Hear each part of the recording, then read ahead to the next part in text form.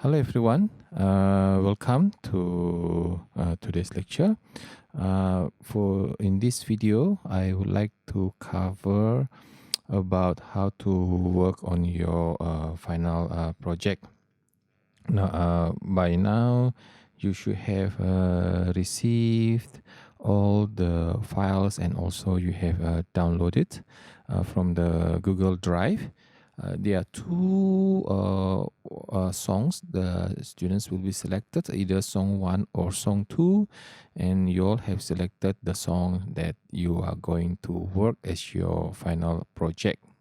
And when you look at the Google Drive, you will notice that there are folders written audio files, and also there's folders showing the zip file.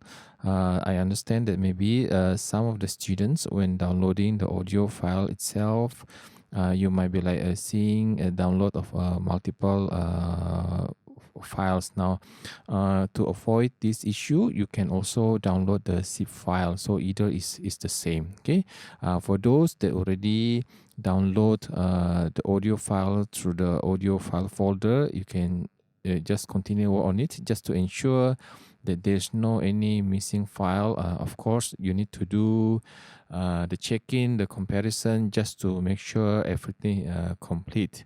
For those, if let's say you haven't downloaded the file yet, you may want to start download it. You can download the zip file and start working on it. And also on the folder, you should be seeing the BPM. This BPM you are going to edit later on in Pro Tools. You will need the BPM because we are going to work on Elastic Audio. Now, in Pro Tools Practical 1, you learned about recording, creating the tracks, and etc. And in Pro Tools Practical 2, you learn to do the mix, but before that, you need to import the audio file. So similar with Pro Tools Practicals 1 and 2, you will need to import these files. You just no need to do any recording, because for your final project, we are going to focus more on the editing side, and also will some of the mixing element in it. So if you cannot recall how to import the audio files to Pro Tools, basically it's as simple as drag and drop. But again, you can also review the video they already uploaded. Now, the audio file that you are going to have, of course, is not like only like one or two files. It's multiple tracks.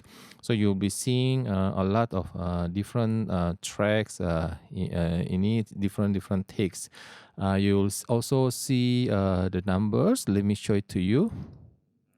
So over here, for example, I already import all my audio file to Pro Tools. The difference is when you import the audio files to Pro Tools, usually Pro Tools asks whether you want to create a new track. Now, I decided not to create the new track. At the below, there's an options like put the clips in the list. So when I click put the clip in the list, then I able to see this. Now, to open and close the window, I will come to these sections. You see there's small little arrow when you close.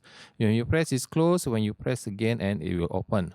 Now, when you look at the clips, you will see that actually they are numberings. Okay, all these numberings contained like the way how Pro Tools label it, which is the different takes, and also like the playlist. Basically, this is the way how Pro Tools do their labeling, or maybe we call it as their coding. Now, for example, when you see over here base underscore 01, basically this is the first take. Okay, but when you come to the labeling, to the name, you may not seeing the 01, so it doesn't really matter. Okay, and then when you go lower, you will see base 01 underscore 02. Basically, this is Pro Tools just want to let you know that this is the second take. Now, however, when you duplicate the regions, instead of showing 02, it will show like in the bracket number 1. So it might be a little bit confusing when we're looking at the way Pro Tools labeling, and there's a possibility there might be like miscommunications between the engineer and also the producer and the artist. If let's say we only inform only one number. So for example, maybe the musician say, okay, our keeper is number 5. Okay, now the question is number 5, which 5? Because when you come here, there's number 5 over here, there's also another number 5 over here. Now, to avoid the confusions, that's why it's better just to write both name. Now, this labeling will only appears when you use Pro Tools labeling. But if let's say you receive the file from your clients, whosoever, sometimes they already rename it properly. Okay, now for your final project, basically you will be working on the files that have multiple takes, and also there's a file that we call as keeper. Now keeper is the take where the musicians and the students, everybody agree that this is their best performance. Talking about best performance, it doesn't mean that there's no mistake. Of course, there's a possibility the mistakes are still there. But maybe comparing to all other takes, this is just like the best how they play, and also maybe the least mistakes they have done.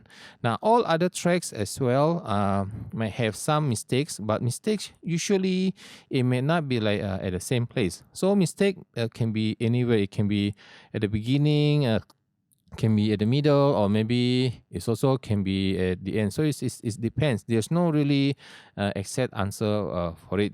So how can you identify what to do? So basically, after you imported everything to Pro Tools, then you are going to select, drag and drop the keeper to the editing window. Once you drag and drop the keeper to the editing window, by right, you should be seeing what you are looking in front of you. So this is the reason why keeper is important. If let's say you don't have keeper, then it's gonna be more challenging because you need to listen to everything. And once you already have the keeper, you are going same thing. You will still need to listen to everything, but you will list down what are the issue that you found on any instrument. Sometimes maybe students they prefer to really combine different takes on different sections from different takes, because they want to show the best. It's not wrong doing that. It's just it takes more time. So if you think you are confident enough, you have enough time, you can make it happen, then you can proceed that way. But if you think maybe it's a little bit too challenging for you, you just want to use the keeper and then identify the issue, and then from there you find a better performance for another take, that is also fine. Okay, so either way is fine. Okay, I have a warning here because this is almost full already. So you will decide which one is the best way for you. This one I will leave it to you because I believe maybe some students, they would like to go extra mile. Nothing wrong with that. But most important is I just want to remind that you have a deadline and you need to achieve this deadline. Now let's talk a little bit about the editing mode. As you can see over here, there are 4 types of editing mode. There's shuffle, there's spot, sleep, and also grid. Now for shuffle means every time when you load the audio file, or when you drag and drop, or when you move the audio file, it's going to be automatically move the audio file to the most left. Okay, so for example, let me just click here sleep. Now I put my audio file here, then when I click on shuffle, I push to the left, it's automatically moved to the left. Okay, now you need to be a little bit careful when using these features. These features can be helpful, but for you to use these features, you need to ensure that all file has been consolidated properly, and all of them has the same starting point. This is the reason why you learn in Pro Tools Practical 1 about how to consolidate the file, because there's a possibility that you might need to consolidate the recording session if, let's say, you are not the mixing engineer and you need to pass the file to the mixing engineer, or there might be a situations where the artist not very sure how to pass the file to you, or maybe the recording engineer or the producer is not very sure. So you need to guide them what to do. Now, when you do your practical 1, by right, everybody should already done with the consolidation. So you have no more problem doing the consolidation.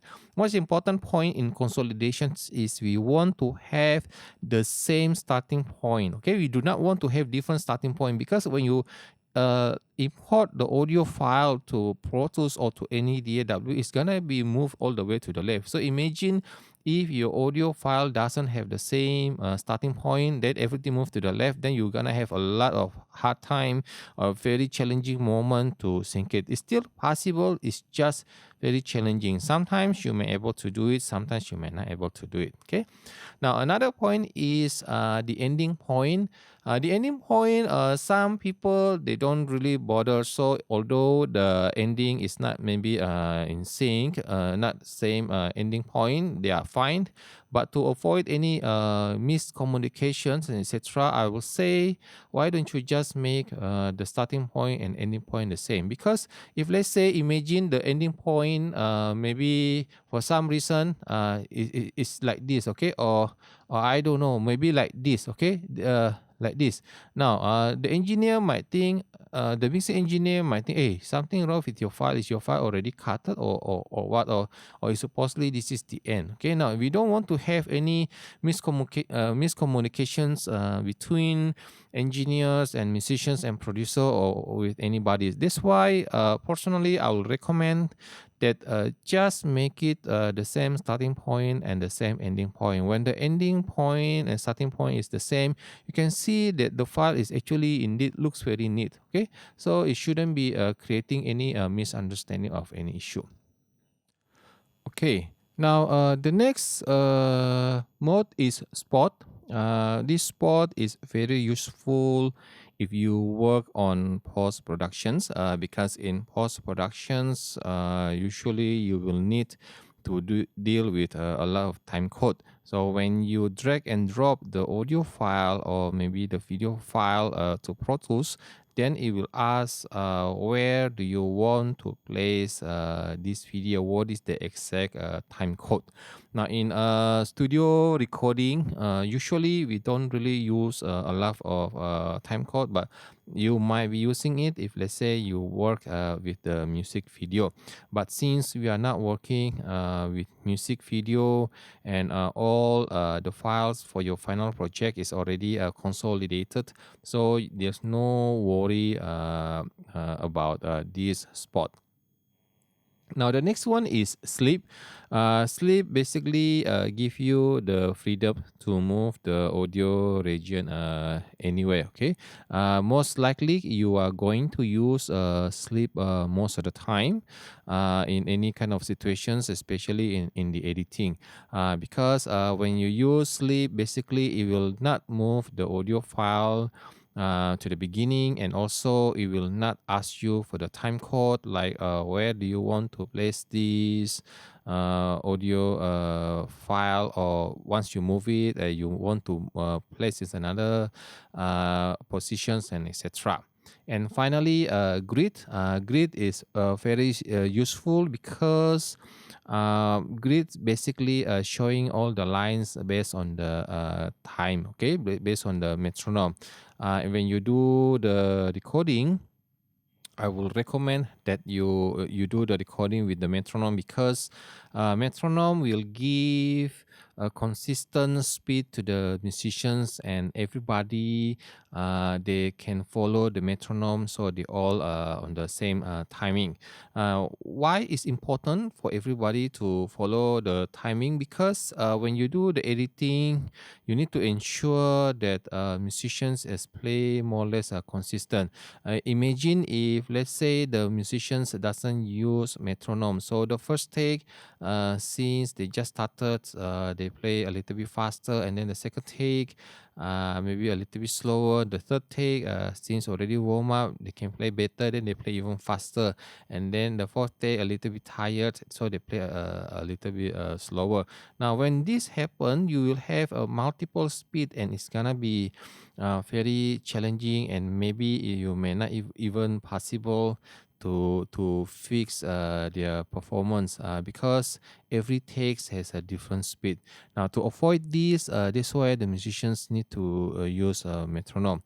Now once you use the metronome, of course you need to identify the speed and also the rhythmic patterns. So this grid it will show all the lines based on the speed and also based on rhythmic pattern, and it's gonna be very handy tools, because you are going to work on elastic audio, and for elastic audio we need to ensure that the audio, I would say the transients is moved to the grid. Now how to do the elastic audio, later on I will demonstrate to you. Now the next thing is some of the editing tools. So basically, we have there are three, one, two, three. This is the trim tool. Trim, usually we use this when we want to I want to say shorten, but actually it's not really shorten. It's something like maybe almost similar to cut, but it's not really cutting. When you click on the trim, basically it's trim. Okay, so you can move around. Like for example, you are doing the audio cleaning. There's nothing at the front, so you can just like move it to here, and then it's just like clean all whatever noise there is at the previously before these sections. It will be like gone, disappear. Okay, so this is one of your friend. And also if let's say accidentally for some reason, maybe you make the audio region like this, or maybe you just want to stretch it to the left, then when you use the trim, then it's move all the way again, and it shows everything again. Okay.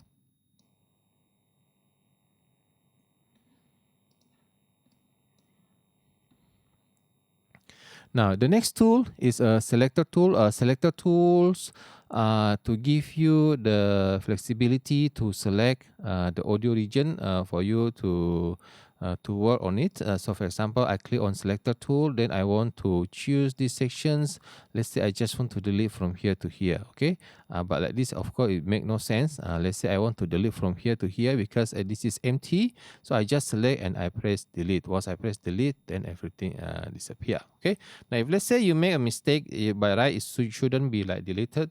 What you need to do is you just press Command Z. Okay, Command Z. This is based on Macintosh, so you need to make sure that you also use the correct command for Windows.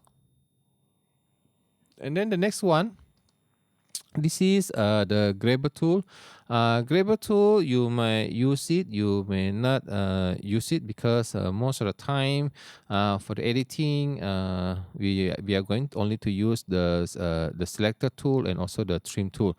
Now this grabber tool is good when you need to drag and drop, let's say, the audio file from here. You click drag and drop. Okay, you accidentally put here, then you want to move it to the left, then you can do this way. You can use the grabber tool. Okay, let me delete this.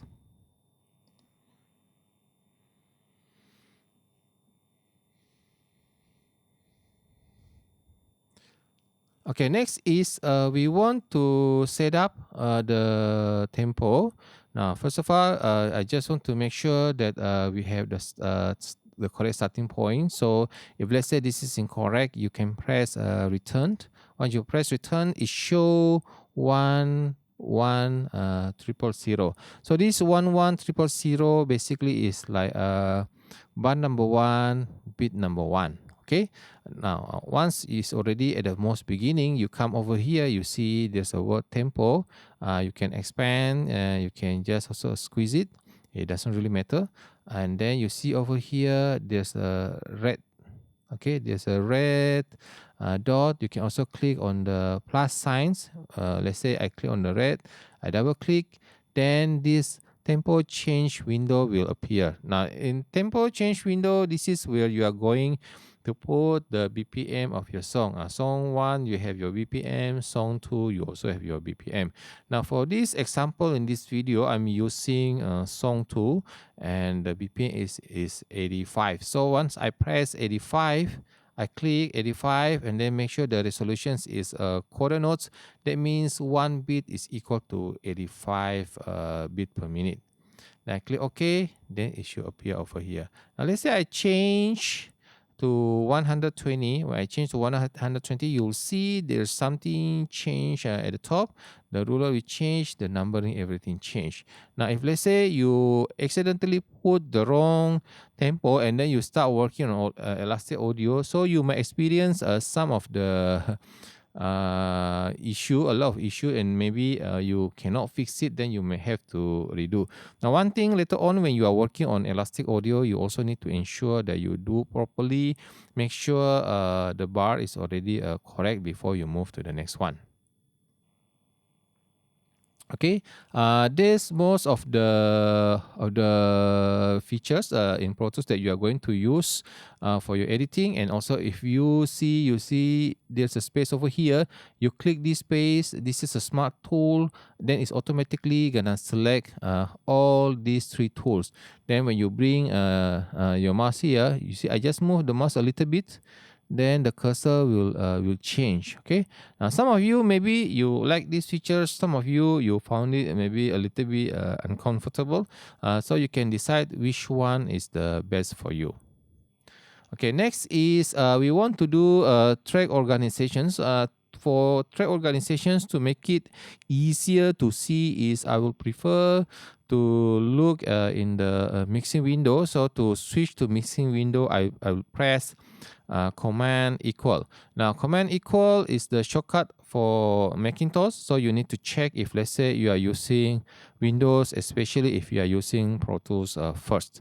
Now in the editing in the mixing window, you will see a lot of faders. Now you already use Logic during MMT. In MP we are using Pro Tools. Concept is more or less almost similar, although maybe there will be a little bit different outlook, but again, outlook is just an outlook. Okay, most important is you understand how to use it and you understand the concept. Now whatever to be appears on the mixing window, this one can be customized. How you can customize? You come over here at the left bottom, then you click this, then you will see what are the selections for you to make it appears on the mixing window. There's preamps, instruments, insert, send, delay compensation, track color, and comments. Since we are not doing any recording, so it's not really necessarily to have the mic preamps. That's why I take it out. And also instruments, I don't really need it. What I might be like needed it is like, for example, the insert, because I might be using some plugins later on when I'm doing the mix. And for the insert, Pro Tools provide 10 inserts, which is A, E, and also F to J. I think you don't really need until that many. Usually insert A to E is already more than enough. And then for the sends, you also have this is the aux track. Okay, if you still remember, during the class we are talking about the console, either analog or digital. They have the aux send. Okay, so in Pro Tools as well, we also have aux send. In analog, if you still remember the Mackie, it provides 6 aux send. Pro Tools provide you with 10 aux send. Usually I don't think you need until that many. That's why I will just choose send a I will just choose send A to E is already good enough. And then there's a sections called delay compensation. Delay compensations appears when you are using plugins. Depending on the plugins, some of the plugins it may take a lot of processing, and every time when it takes a lot of processing, of course, it will take time for it to process until finish. Now, the process from the beginning to the end by the plugins, it will create a delay. Now, Pro Tools have the features called delay compensations, where you can decide whether you want to use it or you don't want to use it.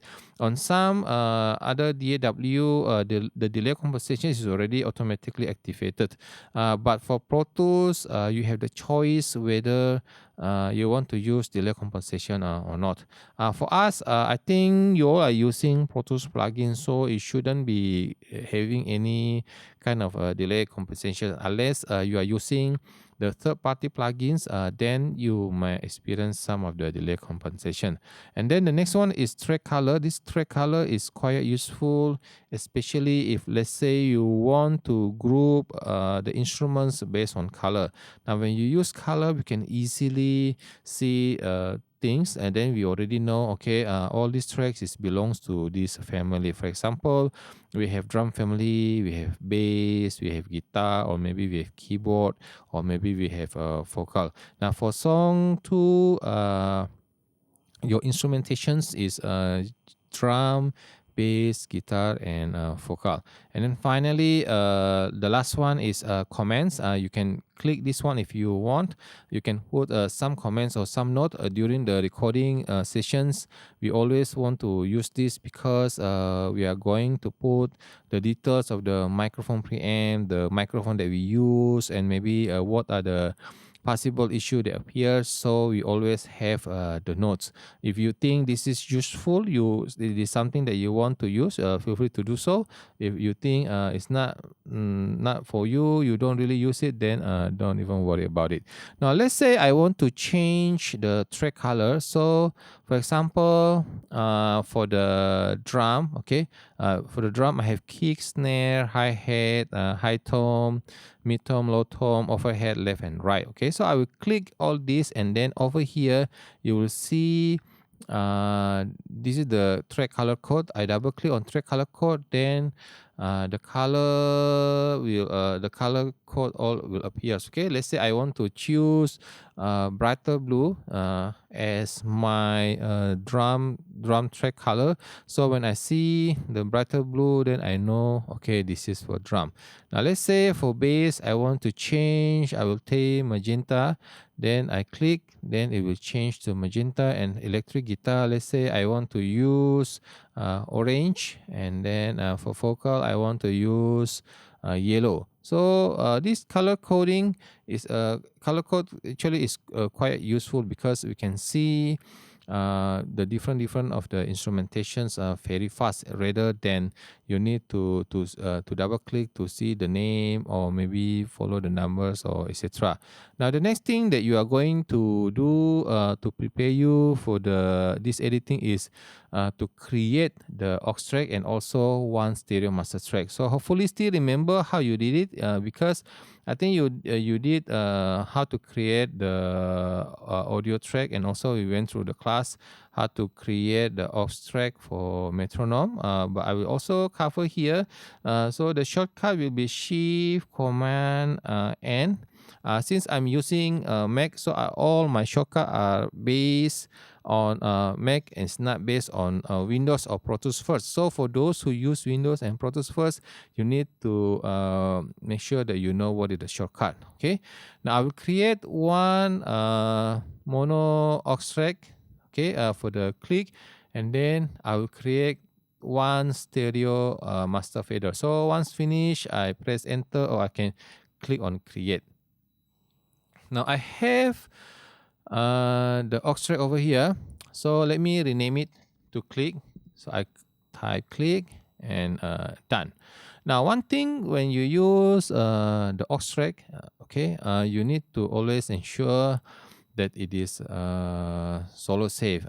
For here, for your case, you don't really doing any grouping, but when you do the grouping and you use the bus as a grouping, you assign the bus, go to the subtrack, and if let's say you forget to solo save the aux track, and of course when you select the audio track, you will not be hearing anything. Okay, so that's why I will recommend that you always solo save when you are when you are having an aux track. It doesn't really matter whether it is for click or it is actually like a subgroup. As long as it's solo save, I think it should be fine.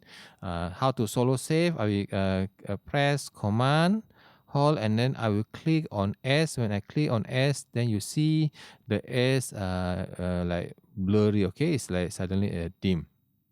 Now to show you example how to use an aux track as a subgroup, I will create one more aux track. I want to put over here. Okay, so I press Shift Command N, and then I change to stereo aux input. Now, why I created a stereo aux input? Because I'm planning to group my drum track.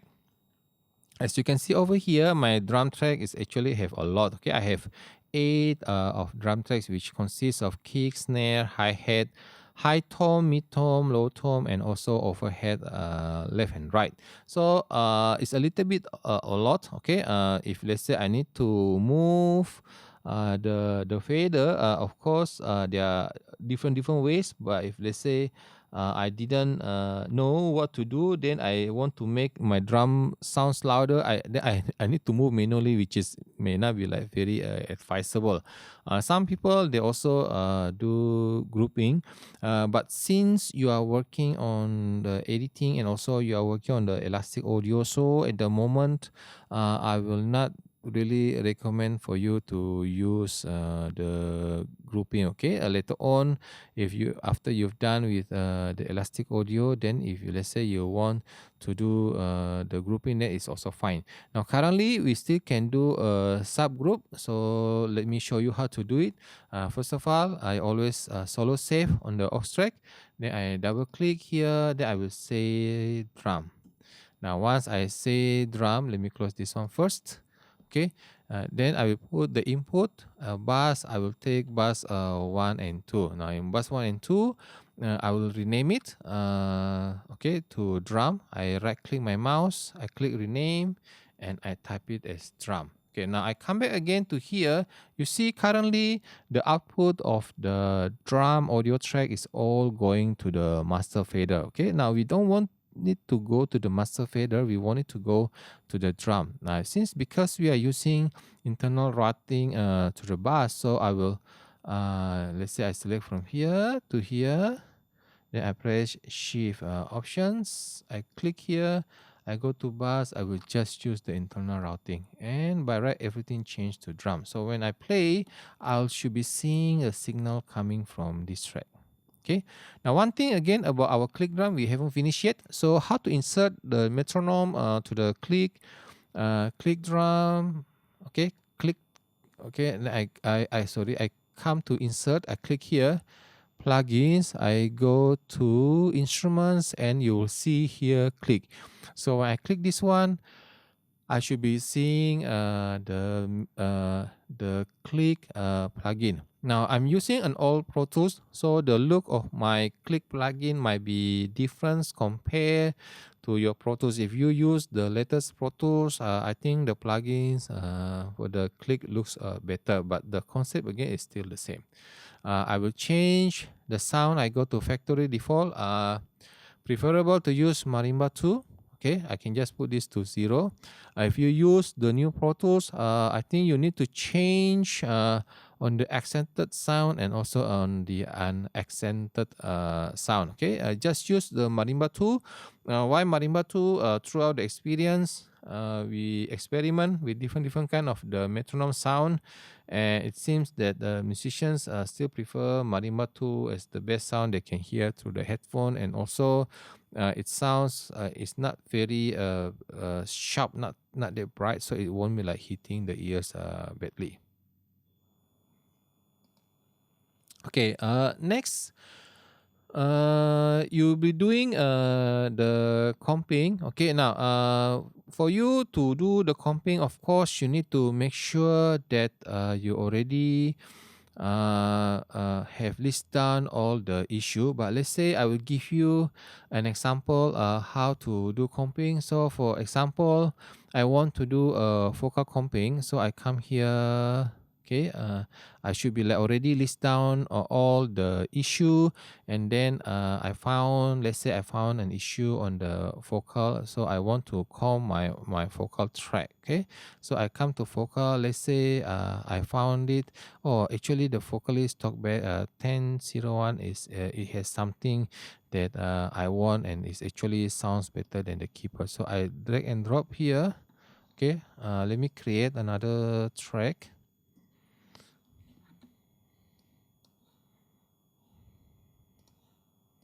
So I bring it over here. For example, let's listen first. Over time, I've been building my... Okay, I need to change the tempo first. Just now, it was not the correct one. Over time, I've been building my castle of love. Okay, so let's say this is the keeper, and this is just an example that I don't really like these sections. Okay, I think these sections maybe the singer doesn't really perform very well. But when I listen to another take, then I found that actually this take is quite good. So I will go here. Okay, I will Command C, and then I will come back here. I will press it with Command V. So basically what I did is I copy this one, and then I go back to here. I will replace it. So for these sections, it's gonna follow only for this section is actually take the audio region from 1001 to be replaced for the to replace the 1808 and becomes like 180801. Okay, so let's hear. Over time, I've been building my castle of love. Okay, so it's already a change. So this is the basic concept of comping.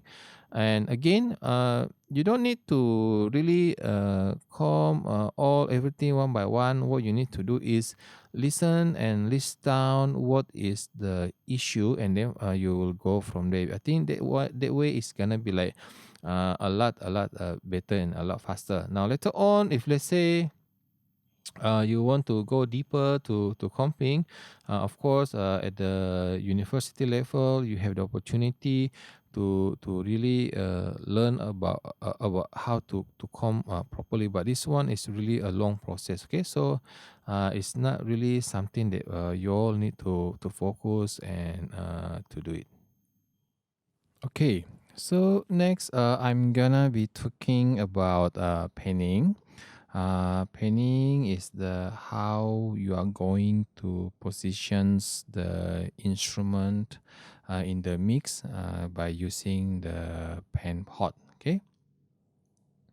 Usually, when doing panning, you have the options. Either you want to see it from the editing window or from the mixing window. But personally, I would prefer to see from the mixing window. So let's switch to mixing window. I will press Command equal. Okay, this is the mixing window.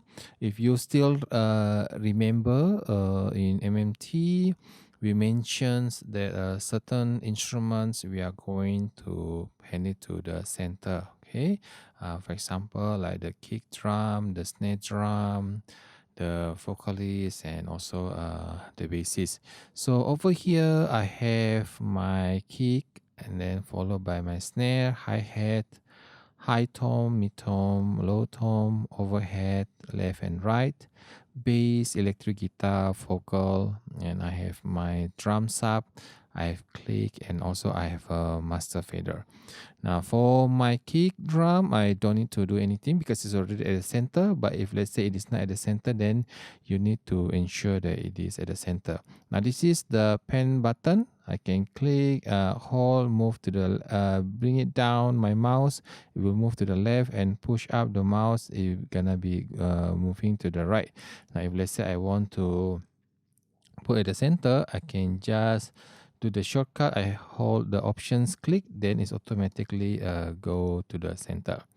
Now for the snare, it's already at the center, so there's nothing we need to do. And for the pan, right now it's a little bit off. Okay, let's say I put it at the center. Later on, of course, we need to adjust it, and I'm gonna explain how to do the adjustment for the hi-hat, high tone, mid tone, and low tone. And then for the overhead, this is a stereo overhead. Usually, I will pan fully to the left, and also fully to the right. Some of you, maybe you prefer not really like fully to the left or fully to the right, so you want to make it maybe like a little bit, maybe like 3 o'clock and or 9 o'clock. You want to do like this is also fine. Most important is you are able to produce good sound, and also you can do the panning properly. So let me just put all the way to the left and all the way to the right. Now, if you still remember in MMT, we learned you learn about how to identify the drummer, the perspective, okay, by listening to the drum sound to identify whether this drum is based on the audience perspective or drummer's perspective. Now, when we talk about audience perspective, means the way how we as an audience we looking at the drummer. And also, if let's say we are talking from the drum perspective, means the way how the drummer is like sitting on the drum and looking at the drum. When we are as an audience, when we are looking at the drum, of course, we are going to see that the snare drum is at the right side, the hi-hat at the right side, high tom at the right side, and also the crash cymbal at the right side. Now at the left side, you will be seeing the mid tom at the left side, and also the right cymbal at the left side. But since snare drum we are going to pan to the center all the time, we cannot use the snare drum as the guide to determine the perspective. So you have the options. You can listen to the direction of the hi-hat, and also listen to the direction of the cymbals. If you are hearing the hi-hat coming from the right side, of course, this is already a clear identifications that the recording is actually done based on the audience perspective. But if let's say you are hearing the hi-hat comes from the left side, that means the recording was done based on the drummer's perspective. And to identify this, we are going to use the overhead track. Now, why we are using the overhead track? Because the overhead track is the one that capture the entire drum sound. So inside the overhead track, you should be hearing the kick drum, snare drum, hi-hat, high tom, mid tom, low tom, and also the cymbals. Another kit that can help to identify the marking positions of the drum is listen to the cymbal. Now, cymbal itself, it has a crash cymbal, it has a right cymbal. If the crash cymbal comes from the right side, that means this is the audience perspective. And also, if let's say the crash cymbal come from the left side, that means this is the drummer's perspective. So once you identify the perspective, the next thing that you need to do is to identify the positions of the hi-hat, the high tone, mid tone, and low tone. Now I'm gonna explain how to pan the hi-hat based on the overhead. Due to the limitation of this recording, you won't be hearing the sound, but I'm going to explain the concept. So after you identify the perspective of the drum recording, either it is drummer's perspective or audience perspective, now it's time to pan the hi-hat, the high tom, mid tom, and low tom. In here, we are going to use hi-hat first because concept is the same. So it's important that you understand how to pan the hi-hat, and you are going to apply the same technique on the high tom, mid tom, and also low tom. So for example, if let's say after you pan the overhead left and right in these positions, the next thing you are going to do is you are going to solo this overhead. Why we solo? Because we just want to listen to the overhead. We don't want to listen to the rest. So let me solo. Now you notice when I click on the solo button, the overhead right will automatically follow. This is because I have grouped the overhead left and right together. How to group the overhead left and right together? I select this and then I press Command G on the Macintosh. So, Bara, you should be seeing this, and this is to identify what is available, which has not been grouped, and what is already in group. Now you can see the actually overhead left, overhead right. I already grouped, so I will not group it again. This is just to show to you, so you can have a understanding, and I will name it. Okay, for this one, I name it as overhead. Later, I will show you the result of after the grouping, and also you have the options. Either you want to group this one for the edit or mix, or either both. Personally, I will just select both because this is overhead left and right. Left and right definitely we will need it, and also another instrument that you will need, for example, like keyboard and piano come with the left and also come with the right. So the left and the right should be follow each other, and then you can link this one within the groups. For example, the mutes, the solo, send mutes, send levels. For me, I will just select everything, so it's easier when I need to select one of them. If let's say I didn't select the mutes, or I didn't select the solo, when I click one of the channels, the other channel will not follow. Okay, let me cancel this one, and then let me show it to you how to find the group. When you come to the left side, you go to the left button, you click, then you will see overhead. Okay, you can still edit this group. You right click, then you can still like do the modification. So once you solo the overhead, you will I will say you will need to select a certain section. So for example, you see hi-hat is playing from here to here. Okay, so you select these sections, and then once you already selected, you can go back to here, then you will play.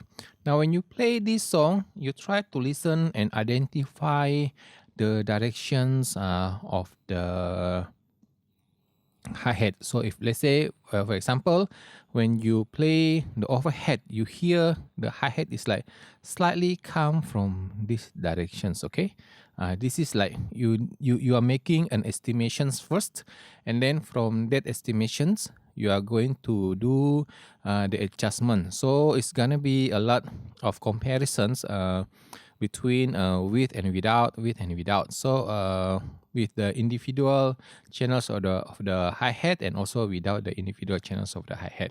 So once you already estimate, then you will bring this, you will solo.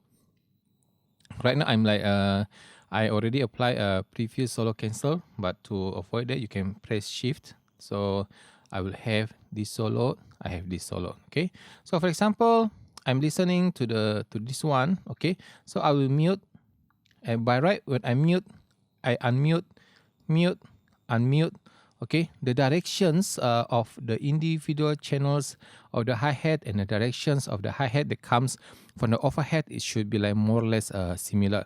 Now you also need to ensure that the volume fader of the hi-hat is clear enough, because if let's say you forget to bring up the volume fader, then you just bring it low and then you mute, unmute, mute, unmute. Oh, it's the same, no difference. Okay, so you might think that actually it's already correct, but eventually it may not be like correct if let's say the volume fader of the hi-hat channels is too low. So I will just like bring it up a little bit.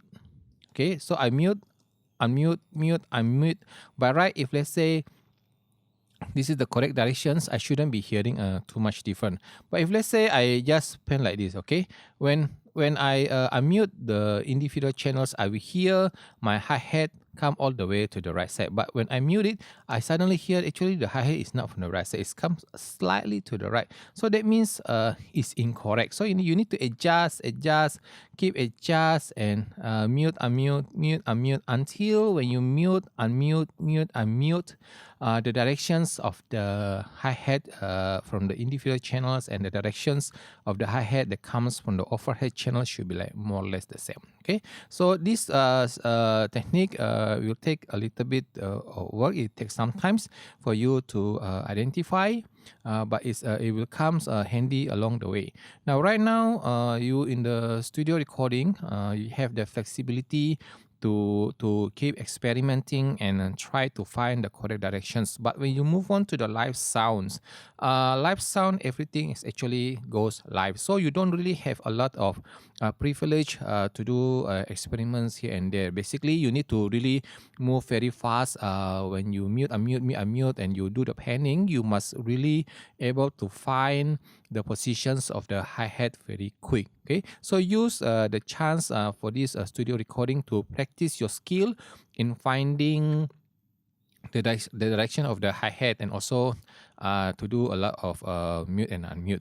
Now once you're already done with the hi-hat, the next thing is you need to work on the toms. The toms itself, it has high tom, mid tom, and also low tom. Now same thing like how I did in hi-hat, I select the sections where hi-hat is playing. So I also need to do the same thing for the toms. Now let's go back to the editing window. Over here you can see we have a high tom, mid tom, and low tom. Now a lot of small little wave. This small little wave basically is the leakage from another part of the drum kit that goes into the tom's microphone. However, if you notice here, there are a few spike. Okay, you can see spike here, you can also see spike here, and you can see spike here. Okay, so if let's say I want to find the directions of the high tom, of course I will need to select the toms that is spike. Okay, now if let's say you are still new, a bit difficult to see like this, you can zoom in. Okay, when you zoom in, it's a lot easier. Okay, you can see, you can zoom in, getting closer and closer. Then you can properly select the area of the toms. Okay, and now right now I'm on grid mode. You see, when I'm on grid mode, I select, it's actually move based on the grid. You can use this way, but sometimes if let's say you found it's a little bit difficult, you can just change to sleep. When you change to sleep, you can have the flexibility to select the area from anywhere. Okay, so I will select from here, and then same thing like how I did on the hi-hat, I also do the same thing for the toms. Let me take out the solo, then I will solo these sections. Now if let's say you don't want to move to the mixing window, you also still can work from the editing window. Now when you work on the editing window right now, you can see that actually I already show my IO. Now can I change the look in the editing window? Of course it's possible. You come to these sections. Okay, at the top left you see there's a small little arrow. You click here, and then you will see exactly the same menu as you see in the mixing window. If you still remember previously, when we are in the mixing window at the top left, when you click, you will see all of this. Okay, now I can show, let's say I want to see the insert, so I just bring the insert here, and then I can also put the send if I want to. So I have the send over here, and finally, of course, I will need the IO. Okay, just want to show, hopefully you still remember. Let's say I change here, I come here, you see the menu is more or less the same. Okay, the difference is, of course, at these sections maybe it has a preamp, but for us, for the editing, it doesn't really matters because we don't really use the preamp. So if, let's say, we come back again to the editing window, you want to work on the editing window, so you can just like move your pen port by using mouse to the left or to the right, or you can also click on this icon. When you click this small little fader, a fader will pop up. Okay, when the fader pop up, then of course you can work around with this fader. So same thing like how you did for the hi-hat.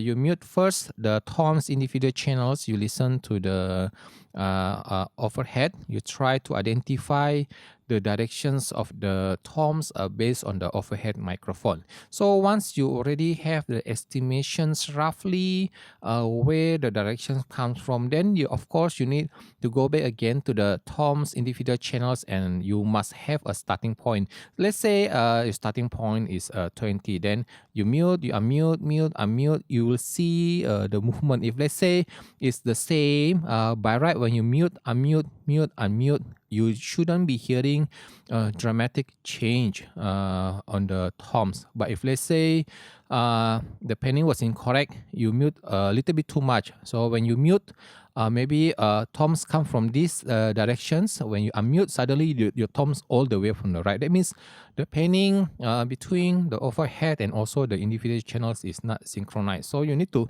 fix the issue and make sure it's correct. Okay, so once you're done with the high tom, you will do exactly the same thing on the mid tom and also on the floor tom. Okay, next we are going to do phase. You need to ensure that you already did the panning correctly. Then from there, you are going to work on the phase. Phase itself, by definitions, is two waves that arrive at a different timing. When you are recording an instruments, here, for example, we use a drum. You are recording the drum set with more than one microphone. When you have so many microphones, of course, when the drum kit, when it's playing, it's going to travel to all microphones that is pointed to the drum. Either it's pointed to the kick drum, to the snare, to the hi-hat, toms, and also overhead. So for example, you hit the kick drum. This kick drum will not only recorded by the kick drum microphone, but it's also will be recorded by the snare drum, the hi-hat, and also the toms and overhead. Now, because the distance of each microphone is different to the sound source, definitely there will be a difference in timing. Now, this difference in timings, when it has more than one wave, the possibility of having the phase issue is also definitely very high. If we can if you can simplify this, basically when you record an instrument, the more microphone you use, the higher the chance you will experience the phase issue. The less microphone you use, the less chance you experience phase. When you use only one microphone to record an instrument, you definitely will have no phase because there's only one microphone. So before you do the recording, that's why it's important to think first and to do a proper planning, whether how many microphone you really need it and how are you going to point it. If you really need to have more than one microphone, it's fine, nothing wrong with it. You just need to plan how are you going to position the microphone, whether you are going to put the microphone like in the same line but different distance, or maybe you want to put the microphone space apart, distance apart, or how you want to do it. Now we are going to work on the face, and again due to the limitations of this video recording, you won't be able to hear the sound, but I'm gonna explain to you the concept. Okay, okay, same thing like when you did the painting on the drum set. You always do the directions, find the directions based on the overhead. So you are going to do the same thing for the face. Now your overhead will be your main the main sound, and you are going to compare between the individual channels to the overhead. So as I mentioned previously, in the overhead microphone, you are going to hear the sound from the kick drum, from the snare drum, hi-hat, and also toms. Okay, so you are going to do a comparison between the overhead and the kick, overhead and the snare, overhead and the hi-hat, and also overhead with all toms, which includes high tom, mid tom, and floor tom. Now let's say I want to do the phase checking and make sure that everything is in phase. So how to do it? First of all, I'm going to solo my overhead. And then after solo the overhead, I'm going to solo my kick drum. Okay, in this example, I will just use kick drum, and whatever you learn from this example, you are going to apply exactly the same thing on the different drum kit, which is the snare, the hi-hat, high tom, mid tom, and also low tom or floor tom. Okay, and after I solo, of course I need to select the area. If you remember, same thing with the panning, you also need to select the area. So once you select the area, you already know that more or less the music will be playing. Okay, and also you just need to ensure that this one can be looped all the time. So I will come to here, this section. You see this is the play button showing that actually this selected area will be looping. If let's say you don't have these sections, what you can do is you come to the right side, there's a small little arrow, you click the little arrow, and then you have all the details. Okay, you can activate the zoom controls, the transport, MIDI control, and also the synchronizations. Nothing wrong to activate everything, or if let's say you prefer something only on the specific menu that you want to see, is also fine. Basically you have the flexibility to decide what will be the best look that you would like to have on your editing window. So once you done, you select this one, and then you will play, and then you see over here I also select this small little button, tap the transient, automation, follow edits, and link, timeline, and edit selections. And most important is actually the link, timeline, and edit selection. So every time if let's say when you play the audio file, when you stop, it will always follow this, between this one and this one, it will be like together.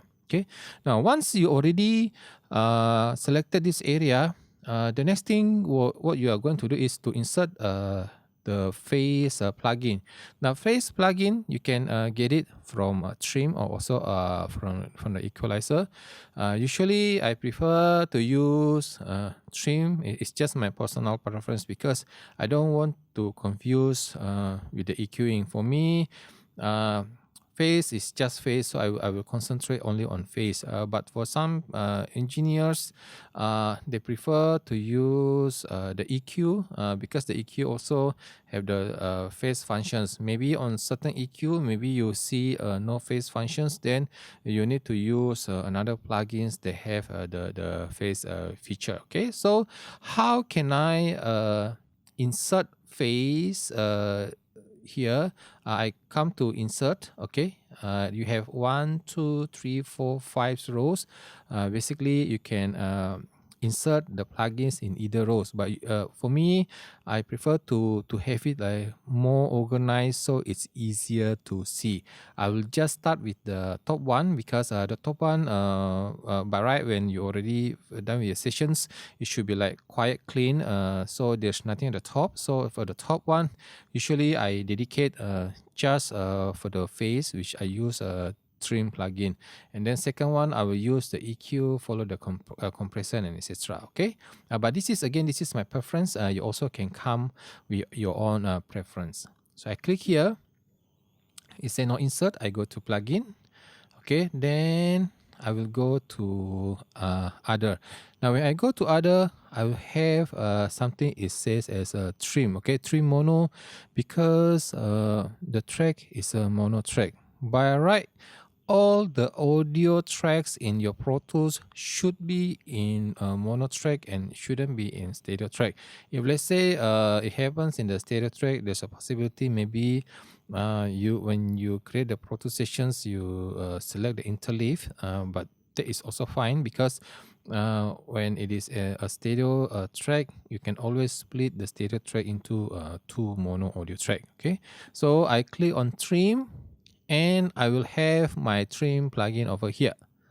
Now, this trim, actually the functions is to if let's say you want to increase or decrease the gain, with these trim plugins you can increase another 6 to 12 dB.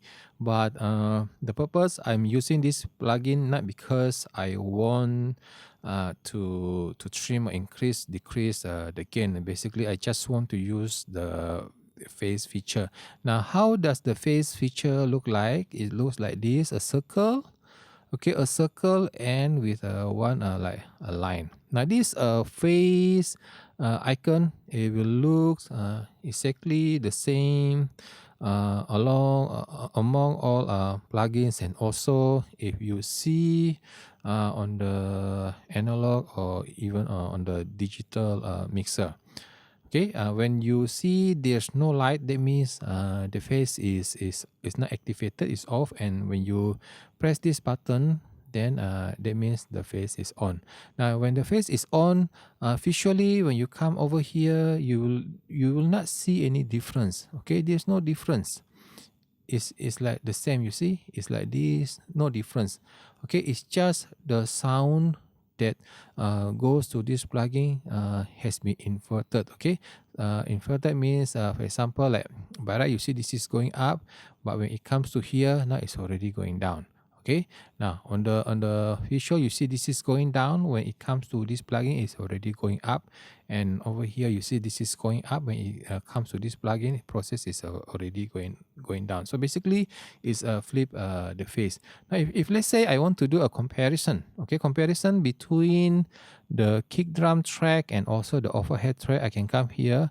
Maybe I will move my overhead up so I can see better. I can zoom in.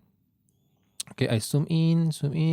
Then I can also increase. I can use this button to increase the size of my waveform. Okay, and you see over here, when this is going down, the kick is going down. The kick on the overhead track is going up. Okay, now if you still remember about the phase theory you learn in FAA, when there are two audio waves and when they are in the same directions, the positions is also the same.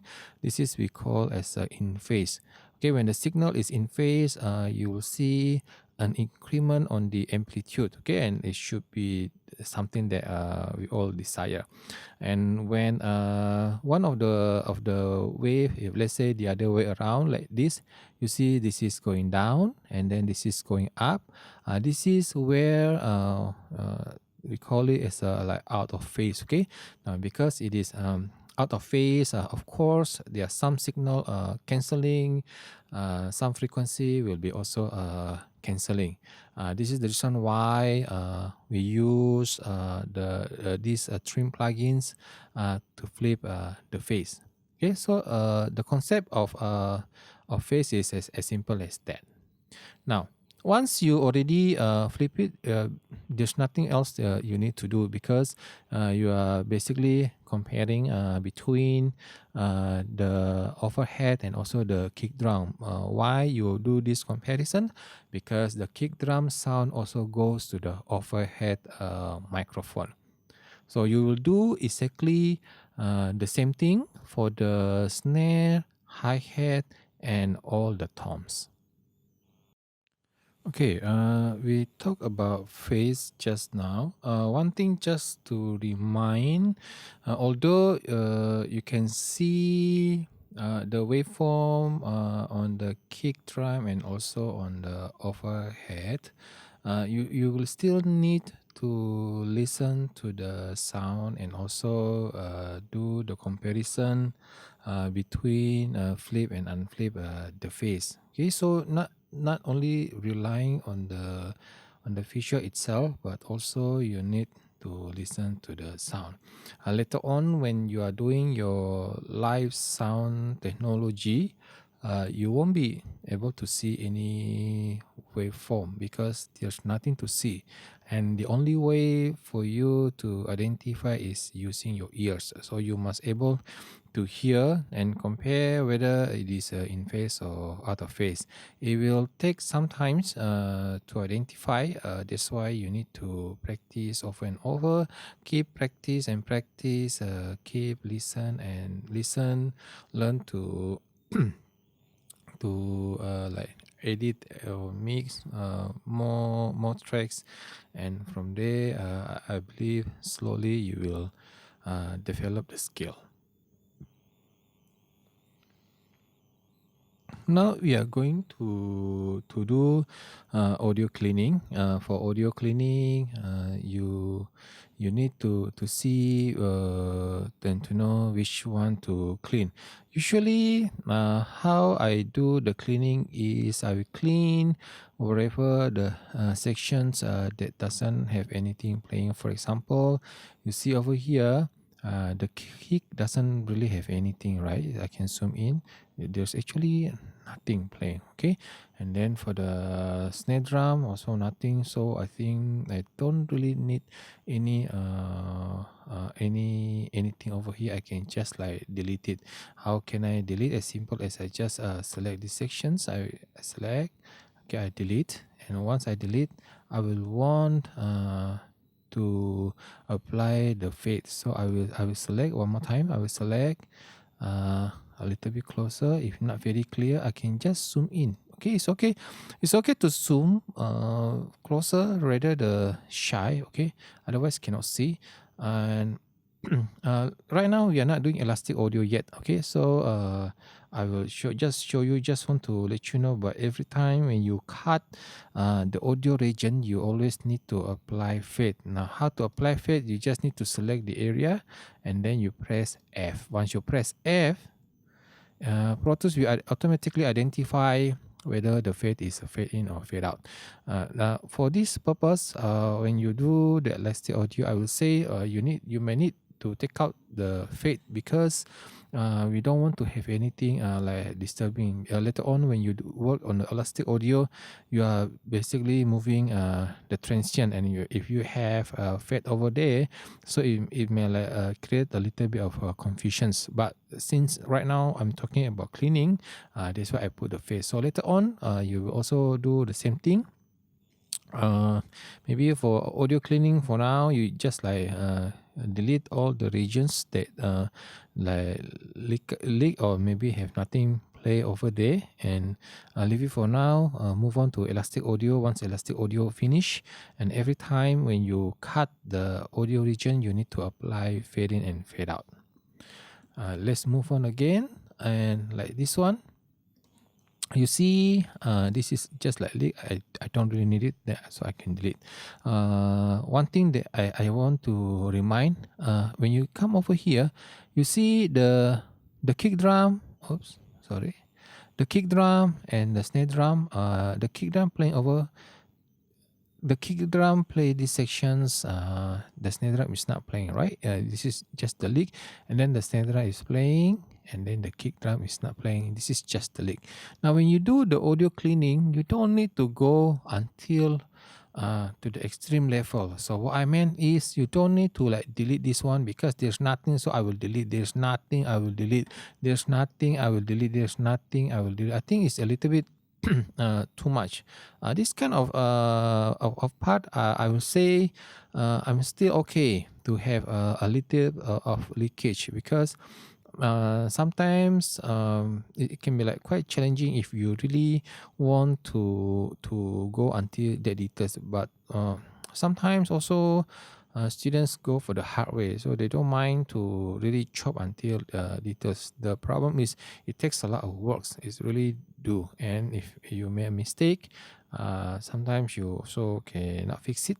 That's why I will just leave it as is for all these small little area, because I think it doesn't really give a major impact to the entire sound that makes you no choice and you have to even delete it. So I will delete the sections that I think is really major. For example, like from here, these are all I think is leaks. What I know, because I'm already working for quite some time. So by looking at the waveform, I more or less have the idea. I know, but for you all, because you are still like new, so maybe I will say it's better to listen to audio file. Always listen and listen and listen, and from there you identify. Okay. Now, for example, for like these toms, I will delete from here to here. Okay, because I don't really need it. I will zoom a little bit just to make sure my delete is okay. I think it's correct. Then I don't really need from here to here, so I will just also delete it. Now once I delete these sections, I will just leave the one there where there's a spike. Okay, because we just need this spike. We don't really need the leakage, so the leakage can go. Sometimes maybe students ask, instead of when we do the audio cleaning, instead of deleting the audio region, can we just use gate?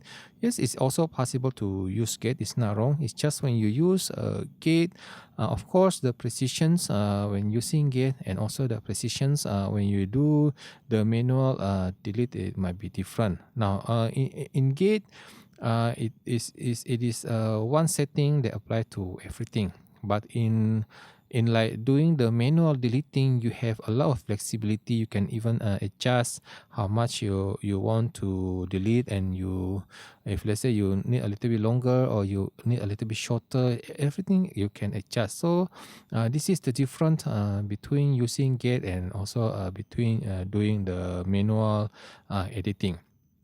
Sometimes engineers also, after they do the manual editing, they still want to use gate.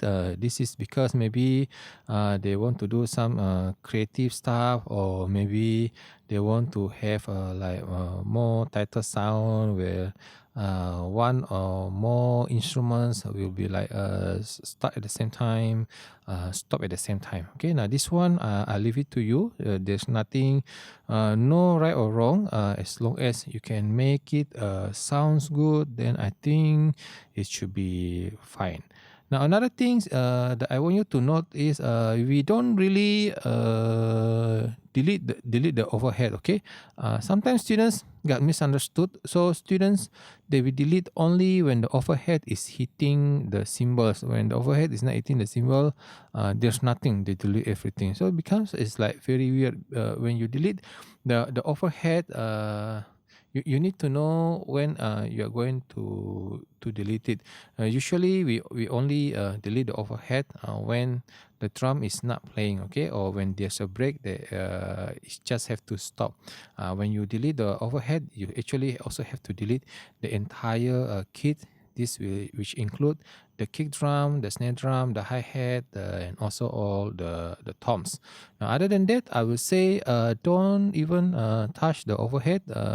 So don't get misunderstood. Don't like delete the rest unless if there's cymbals. Okay, when the cymbals, you leave it. No cymbals, you delete the overhead. Then your drum will sound very different. You don't really have the beauty of the drum sound. You don't really have the entire ambience of the drum sound, and most likely this is not what you want.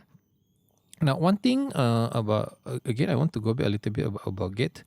You most likely will use gate when you are in live sound. Now, a little bit concept about gate. When the signal is above the threshold, the gate will open. When the signal below the threshold, the gate will close. When the gate open, you will hear the sound. When the gate close, you will not hear the sound. Now, in the live sound applications, everything is live, and also you are not working with the editing in visual. So you need to come out with the setting where to try to make a clean drum sound. So most likely you are going to use gate most of the time like on the toms, because you don't hit toms from the beginning to the song until end of the song. Maybe once in a while on the certain song, it's just maybe the music arrangement required we start with maybe hitting with a lot of toms, but along the way after that toms usually comes like during the fill in.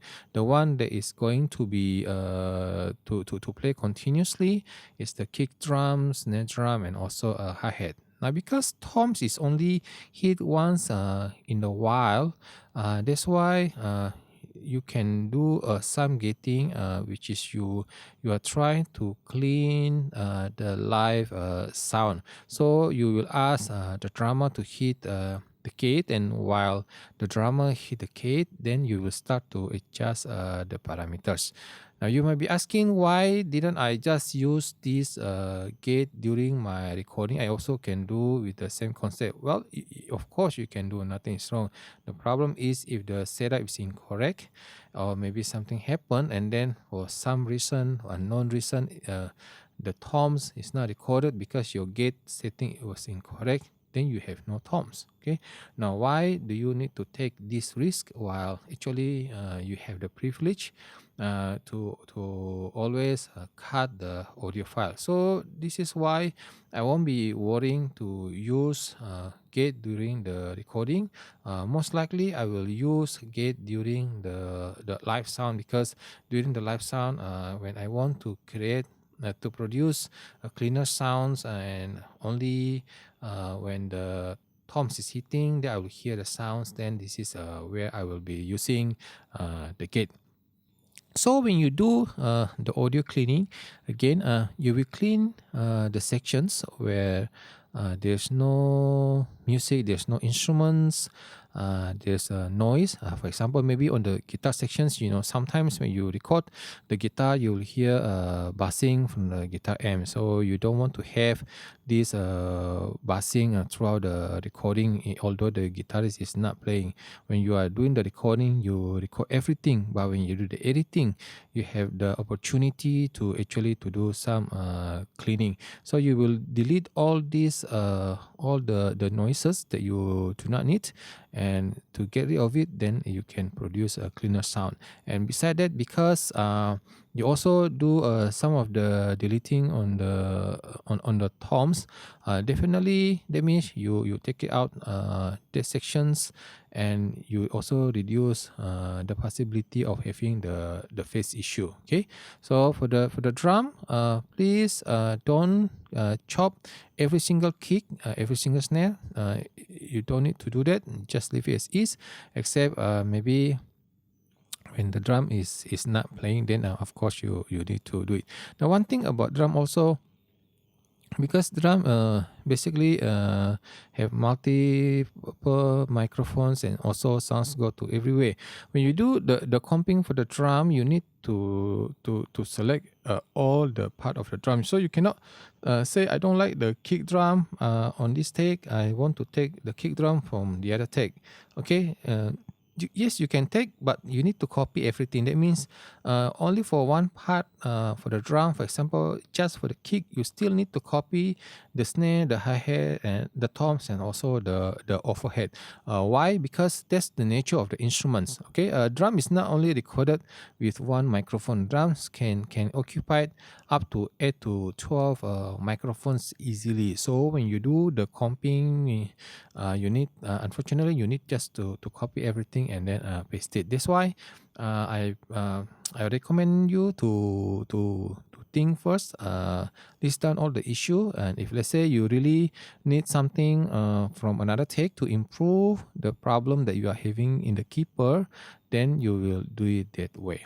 Okay, so that's all the sections of our cleaning. And one more last at the end, you can just leave it as is. Okay, no need to worry that you need to fade out, because you can always fade it out later on during the mastering.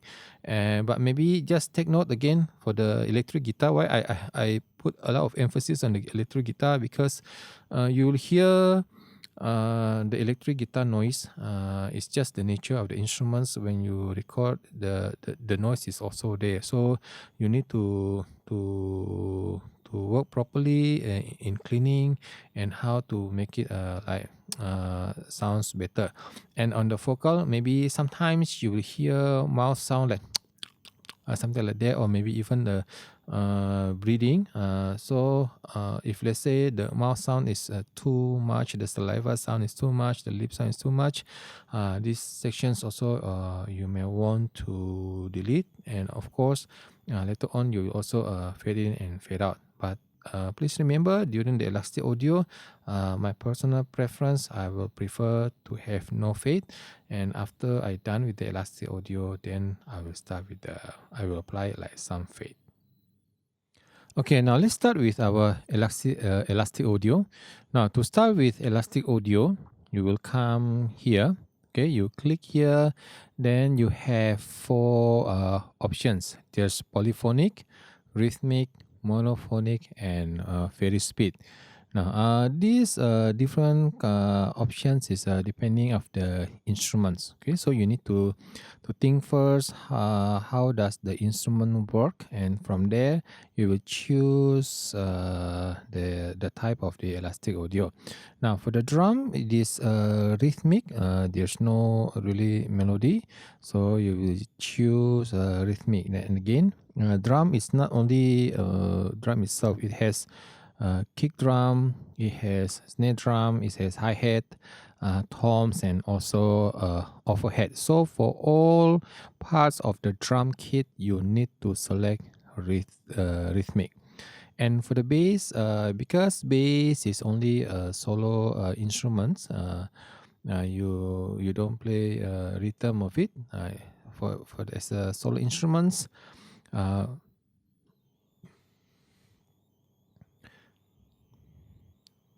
okay, for the bass, you will select monophonic, because bass most of the time play a single note. So again, for the bass, you will select monophonic. And for the guitar, depending of the way how the guitar play, if the guitar play rhythm, play chords, then you will choose polyphonic. And if the guitar play melody or improvisation solo, then you will choose monophonic. For the keyboard, most of the time keyboard will play chords, and although maybe once in a while the keyboard will be like doing some soloing, depending how it works. If let's say there's a specific track for the keyboard only solo the right hand, then you can choose monophonic. But if let's say the keyboard is combined between soloing and chords, then you need to choose polyphonic. And for the vocal, you will choose monophonic if the vocal is alone. But if let's say the vocal is recorded as a group, for example like a choir, then you will choose polyphonic. So let's select all these elastic audio. So So for the kick drum, I will choose rhythmic, snare drum rhythmic, hi-hat rhythmic, okay, toms rhythmic, and then for the overhead, also rhythmic, and bass monophonic, electric guitar polyphonic, and finally for the vocal is monophonic. Now, one thing if you notice, when I select my elastic audio for the overhead, basically this is already grouped from the beginning. Now for me personally, I prefer to not group anything when I'm working on the elastic audio. The reason is because I would like to have a fully flexibility. Okay, we do not want to limit the flexibility because sometimes you just need to work on the individual track, then the elastic audio will give a better result. You may hearing people say, well, drum play everything, why don't you just not group? You can try to group and see what's gonna happen. If let's say when you group you move, it works fine, then it works fine. But if let's say there's a problem occur, then you have no choice, you need to take out the grouping. For me personally, I will just take out the group for the overhead because I want to have full control when I'm doing my elastic audio. Now after I selected the options, then I will choose this. I will change from waveform to rap. Okay, when change from waveform to rap, then it will show the Pro Tools. We analyze the transient and show the transient on the screen. Okay, the fast way to do it, I can hold this option, clear rap. Then you see over here, automatically all the tracks now is in the rap mode. Now I zoom a little bit. When I zoom, then you can see the transient. I zoom a little bit even more, then you can see the transient even more.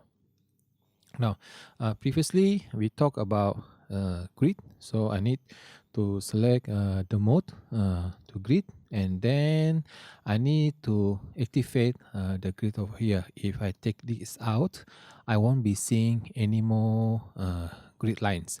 Okay, maybe your Pro Tools by default, maybe the grid is not selected. So when you click here, then you will see all the grids. Now the next thing is you need to select the rhythm pattern to work on your elastic audio.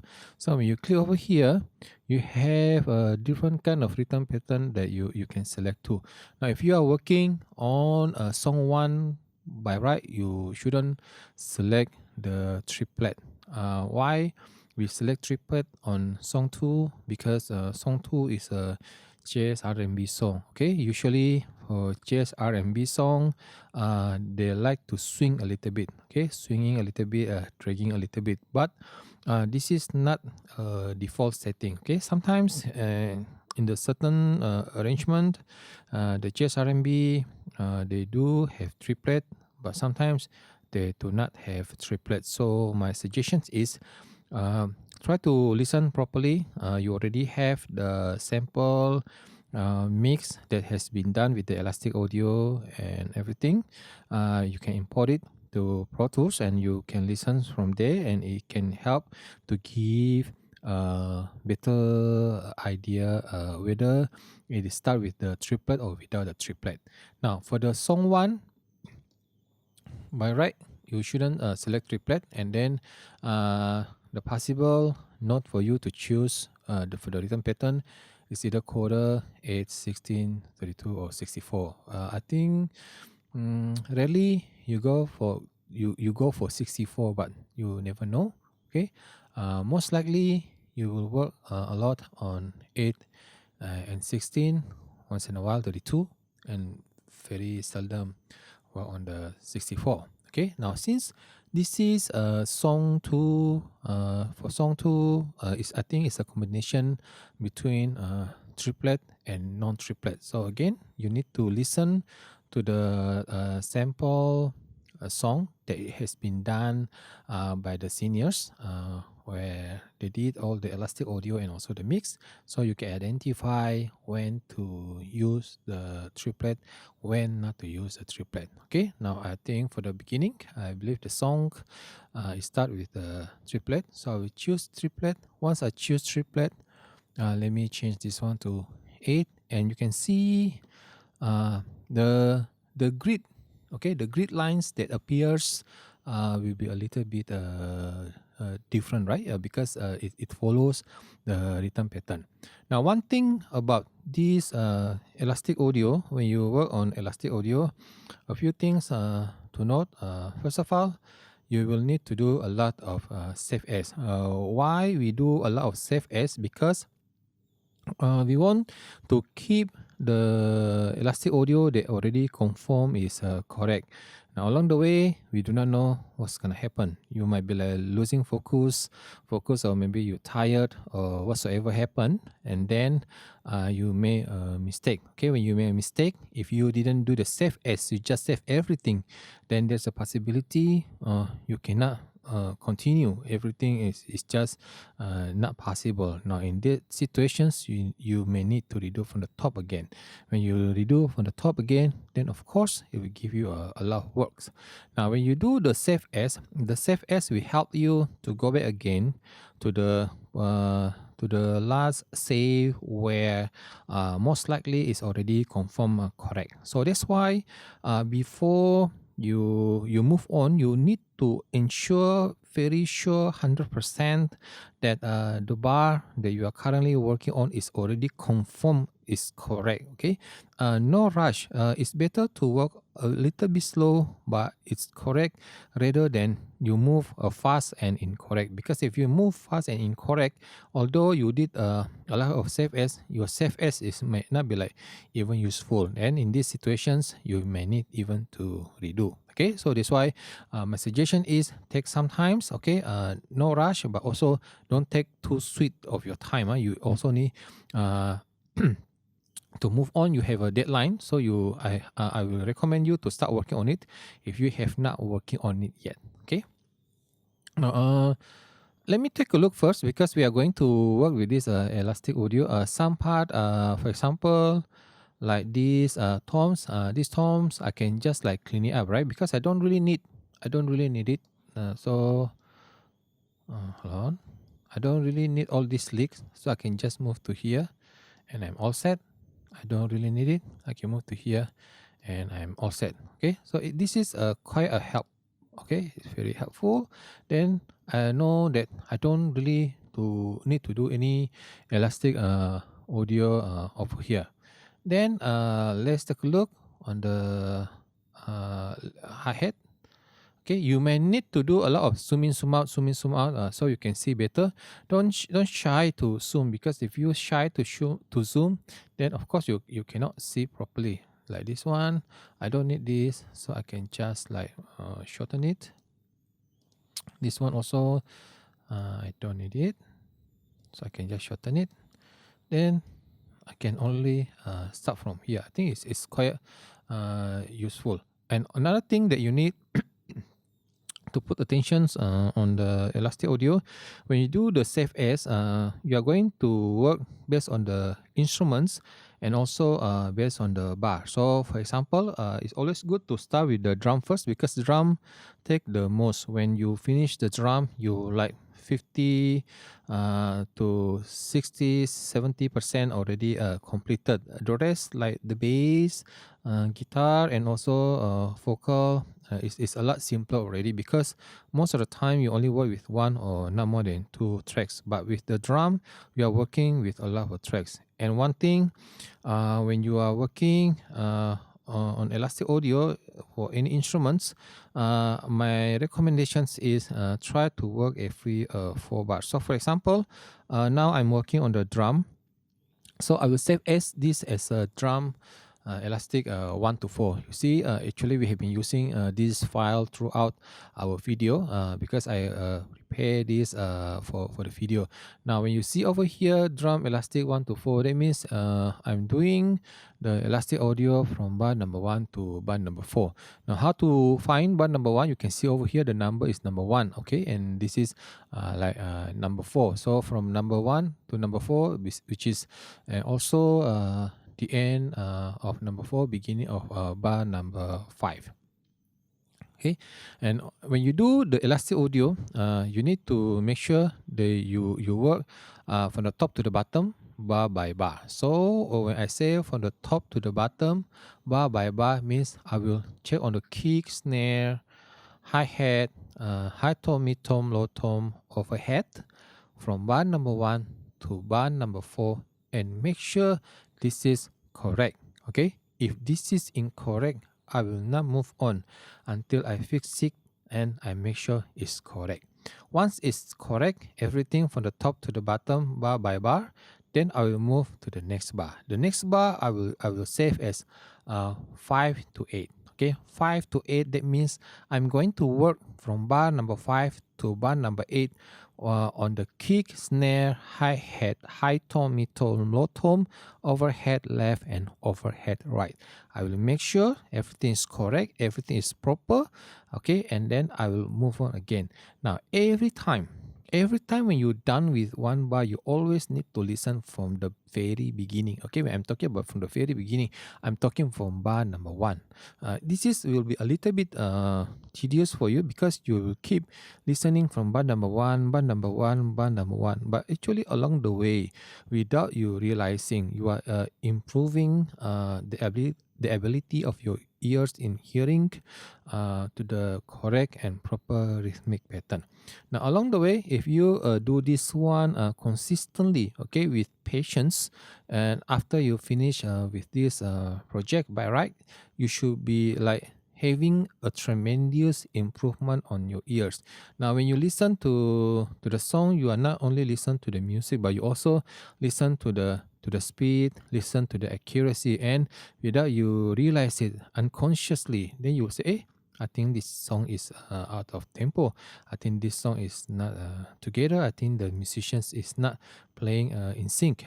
Why did you know? Because for a while, you have been doing the elastic audio, and the purpose of doing this elastic audio to ensure that all musicians is in time. When the musician in time, you are hearing something that is in time. When you are hearing something in time for a certain period, you train your ears, you train yourself, then you naturally know this is in time. And when you hear something off time, okay, then you will unconsciously you will able to identify, oh, this is out of tempo, this is out of time. Okay, now let's try to do it. Okay, I will do the demonstrations. For this demonstration on elastic audio, you will still able to hear it, so it shouldn't be a problem. Please note that for these sections, when I'm doing the elastic audio, we are not talking about the panning, we are not talking about the phase. Okay, so that means we assume that the panning and also the phase is already correct, is already proper. Okay, right now you see over here, I don't have any panning, I don't have any phase. Okay, because we assume this is already done previously. So if you have not done with your panning and your phase, you may want to do this panning and phase first, and then you move on to the elastic audio. If you see on the step, our elastic audio is the very last step. That means all the previous one, like the comping, the panning, panning, the phase, the cleaning, everything is already done. Okay, but this one I will not do because it will take some times. But for you, you should already done with this. And when you move to elastic audio, all the steps before the elastic audio is assumed you already done. Okay, so I think I make myself clear. Now let's start with elastic audio. So I change this to rap. Change this to rap. Change it to rap. So I will zoom. Okay, you must know how to zoom. For me, I use R and T. okay, R and T to zoom in, zoom out, and I make sure this alphabet AZ is on. If this alphabet is off, no matter what alphabet I press, it's not working. Okay, so I need to make sure that this is on. Now, let's listen.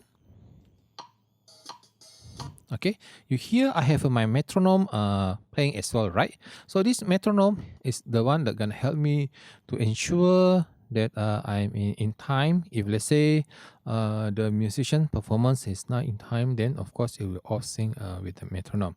And one thing, when you start with the elastic audio, once you start with the elastic audio, you need to finish it until the end, because otherwise you hear some sections in time, some sections are out of time. But also along the way, okay, sometimes there's a conditions when you do the elastic audio and you without doing the elastic audio, maybe it's just happened that without the elastic audio it sounds better than with the elastic audio. Now there's no really any exact formula for this one, basically based on the experience, based on the trial and error. So this is why I mentioned a few times at the beginning that before you move to the next one, you need to make sure the one that you are working on it is already correct. Okay, so you need to work from the top to the bottom, bar by bar, make sure it's already correct. Then you move to the next one and you always listen from bar number 1. Okay, some students also may want to do like, what about 8 bars instead of 4 bars? For me, you decide. You want to do every 4 bars, 8 bars, 16 bars, 24 bars is your decisions. But one thing for sure, the more bars you save per save as, when something happen in the middle, there's no way to go back already. You have to go back really a lot. Now, either you want to take a small step at one step at a time, little where you build it up and then finally you reach the end, or you want to take a leap, but when you make a mistake you also have to take a leap to go back again. Okay, this one no answer. I leave it to you to decide whatever at your comfort zone. And over here, when you take a look, you see that this is started off right. Now I will start with this one first. Remember, we start from the big one, we move to the small one. I can try the 1-4 also can. I have this one, but this one cannot identify, so I will go to 8. When I go to 8, at least I have a better view, then I can already start to work with this. And when you work on elastic audio, the button that you need to hold all the time is shift. Okay, no matter what happen, you don't want to release your shift button, because once you release the shift button, then you move the transients, the entire audio will move to the right. Once it's moved to the right, then you already off sync. Once it's off sync, you may or you may not able to fix it. If let's say it happens, you did the save as correctly, you really follow the instructions, you do from the top to the bottom, bar by bar, every 4 bars, always listen from the top, make sure everything is confirmed, move to the next one. When something happen, when you go back to that save, you should be fine. But if you didn't follow instructions, of course something happened, it moved all the way to the right, you cannot fix it, then you have to redo again from the beginning. Okay, so I will hold my shift button all the way. I will never ever release it, just hold it as is. Then I will use the mouse. Okay, I click here. Now once I click, what happened is if the shift button is on, this shift button will lock 3 things. First of all is the beginning, second of all is the end, and finally is the middle. The middle transient is the one that you want to move around to the grid. So I will move to the grid. Okay, done. I will do the same thing. Remember, I will do from the top to the bottom, bar by bar. Right now I'm doing on bar number 2, beat number 3. When I'm talking about bar by bar, I'm talking about bar number 2 from here to here. This is bar number 2. So I will be working on bar number 2. Sometimes I even zoom in even more. Now instead of working a bar by bar, I even add beat by beat, just to make sure that I really do it correctly and properly. Okay, so I've done already with the hi-hat. Now I'm doing the overhead. Let me just move it here, move it here. Now I will listen. Now it's already correct. These sections is already correct. So next thing that I will need to move is this one. Now let's listen again. Okay, it's already correct. It's good. Now when I see over here, from here to here, seems like quite a leap, quite big. So maybe I will change the pattern to 16. And when I change the pattern to 16, then I have something looks better, right? So I move here, I move here, I move here. I listen again. Okay, it sounds better, right? Then I will move this to here. Move here. Move here. Listen again. Okay. Okay, it sounds better right now. It's already in time. Okay. Now next one, what I'm going to do is I will move this one.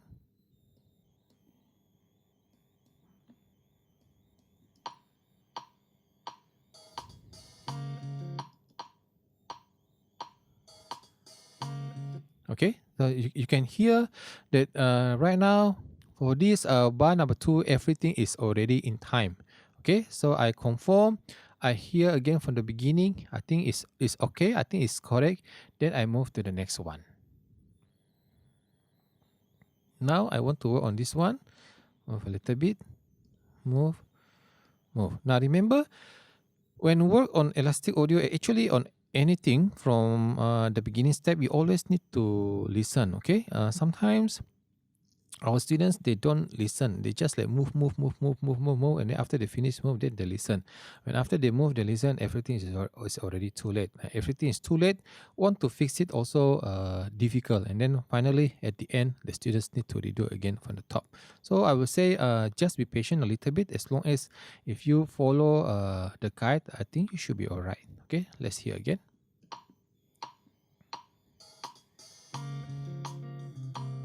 Okay, let's try to move this a little bit here. And also, working on elastic audio is something like you need to do a lot of trial and error, okay, to see which one is better, whether A is better or B is better, or maybe even C or D is better. So a lot of comparisons, and finally, you need to make a decision which one you go with.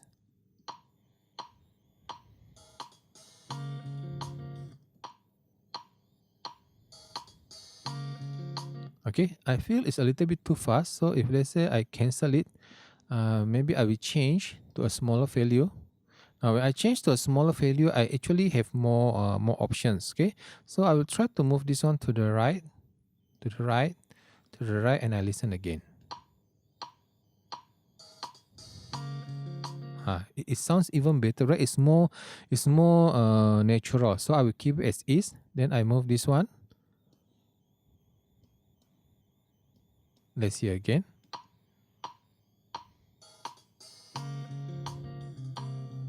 Okay, now I think this is good. I move this one. I move this one. I move this one. I play again.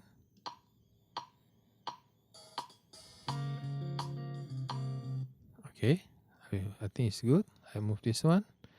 Move this one. Move this one. Play again.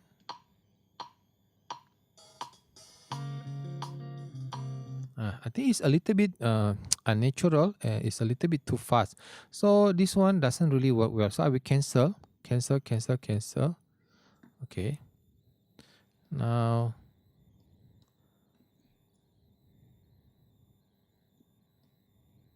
okay. Let's change the patterns. Let's try the 64 patterns. When I use the 64 patterns, then I have something even smaller in the middle. Okay. Let's hear.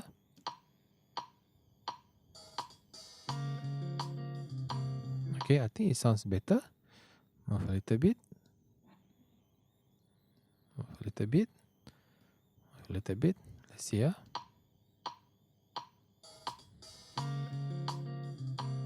Okay, I think it sounds good. Let me reduce. When I reduce, I can move this one to here. I move to here, move to here, move to here.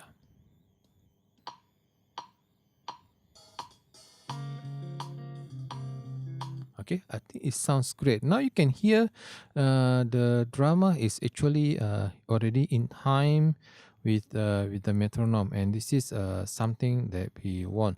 When the musicians can play in time, it sounds great. When the musicians is play off time, of course, it can be a challenge. Okay, in order to fix them, sometimes we can fix them. Sometimes we also cannot fix them. So that's why recording sessions is the most important.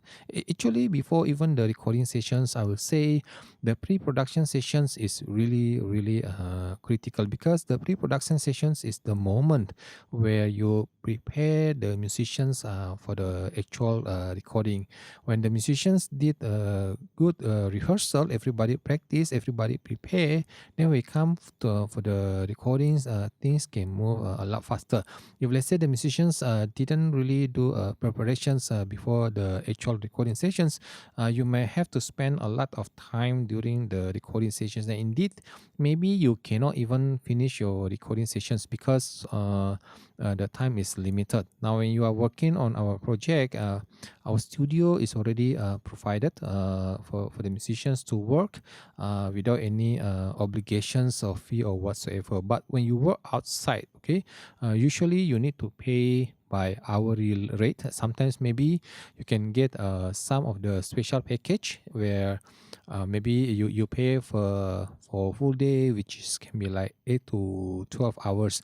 But my suggestions is practice first, make sure everything is okay, make sure everything is clear, everybody knows their part, everybody also can perform well, they all remember, and then come for the actual recording sessions, rather or spending so much time and try to fix everything during the actual recording session. Okay, I think that's all for the elastic audio. I already gave you two example of two bars. Okay, I did the bar number 2 and also bar number 3, and you see how I did it. I work from the top to the bottom, bar by bar, and I do the save as, use the drum elastic 1 to 4. How to do save as? You go to click, then you click save as. When you click on save as, then a window will appear. Okay, this window basically I'm working on my stations, so you see a lot of things. Later on, when you are working on your computer, then of course you will see whatever appears on your computer, then you will name it like this. Okay, like now I'm working on drum elastic 1 to 4, and then later on you work on 5 to 8, and then 9 to 12. Now one thing, when you save your save as file, you need to ensure that everything is compiled in one folder from the original. You will see that you have a lot of Pro Tools save as. Is fine because the Pro Tools save as itself, it doesn't take too much space. Okay, of course it's a lot, but I think it's better to have that way than you miss anything.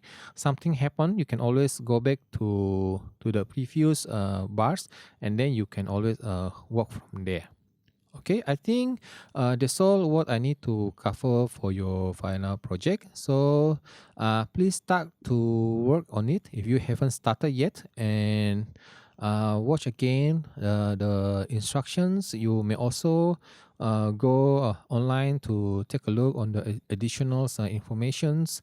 You also can take a look on whatever video that we already uploaded, and also include this video. And I have provided a lot of tips for you all, so take a look again, and please start to work on it. Okay, please don't delay for too long, because if you delay for too long, of course the time will be shorter, and it can be like challenging for you to finish everything.